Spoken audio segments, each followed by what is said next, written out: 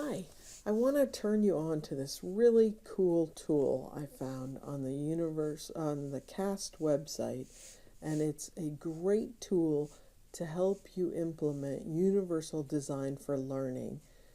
The key to universal design is that you start with a clear learning outcome.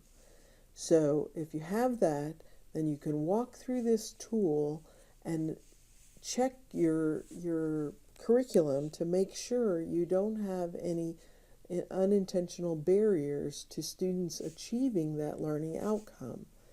And it's a very interactive tool and has lots of great information. So let me show you. It's organized both by columns and by rows. And what I like to do is walk through the tool horizontally. So I go from the top row to the bottom row. But if you prefer, you can also work through it by column. But this is the way that makes most sense to me. And the first row is about students accessing the information, making sure that you've recruited their interest, that they can perceive the information, and that they can interact with the content. The second row is about building on that interest, clarifying any language and symbols you use, and providing options for students to demonstrate mastery, how they express themselves, how they communicate. The third row is about internalizing their learning so they become lifelong learners, helping them to self-regulate their behavior, to learn from their mistakes and find support, providing them options for comprehension, giving them techniques for remembering things, for highlighting patterns and relationships, and so they can transfer their learning to other situations, and then finally to help them set their own goals and plan and monitor their own progress in achieving those goals. The ultimate goal of UDL is to create expert learners who are purposeful and motivated, resourceful and knowledgeable, and strategic and goal-directed. And who doesn't want that? The columns are also organized by the area of the brain that is engaged. So in the first column is all about engagement and providing. So each of these squares that fall under in the first column are all about engagement, and that affects the center part of the brain, or the affective network. The second column is about providing multiple means of representation, and that's the recognition network, or the back of the brain.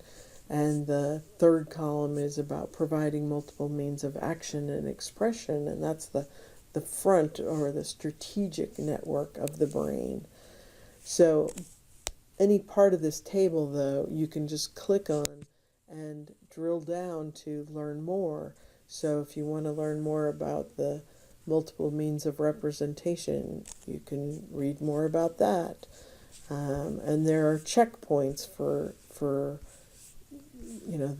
it's the same as that's on the table, but you can also access them here when you drill into providing multiple means of representation, or you can go back to the table and drill into each of these squares independently. So if I want to learn more about providing options for perception, I can just click on that, and there's more explanation.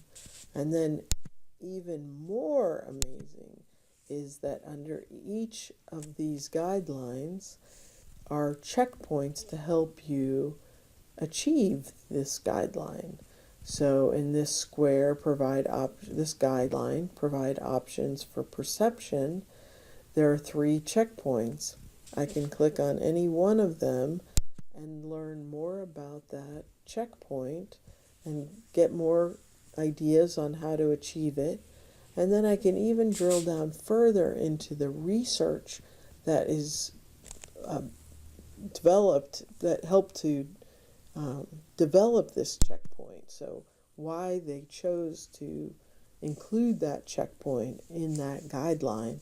And here's all their sources of where they got that, came up with that checkpoint.